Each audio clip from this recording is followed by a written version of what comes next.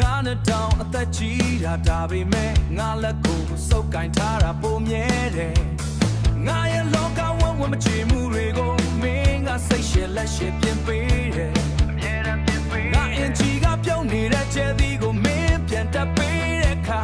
ငါကကလေးတယောက်လိုငြိမ်သက်သွားရတယ်ငါတို့မှငါတိတ်မှသဘောကောင်းလို့နဲ့ငါတို့မှဖြူစင်တဲ့စိတ်ထားနဲ့ငါတို့မှအမြဲတမ်းဆုံးမတက်တဲ့ငါတို့မှဒီကြီးအေးချမ်းတဲ့မျက်နှာလေးနဲ့ရှင်သုံးစရာပြုံးတွေနဲ့ဒုက္ခပေးသူအဲ့ဒါငါတို့မှမင်းကငါကိုလူလားမြောက်အောင်သင်ပေးတယ်စာအုပ်တအုပ်လိုမျိုးဖတ်မကုန်တဲ့အသီးတရားတွေ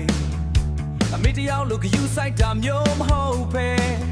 လက်ပြပေးတဲ့ချစ်သူတယောက်ရဲ့အေးရိပ်ပဲမင်းရဲ့ဒီငြိမ်မှုကငါရဲ့စူညံတွေကိုတိတ်စေတယ်ငါရဲ့ပြန်ပြဘဝတွေကတခုတ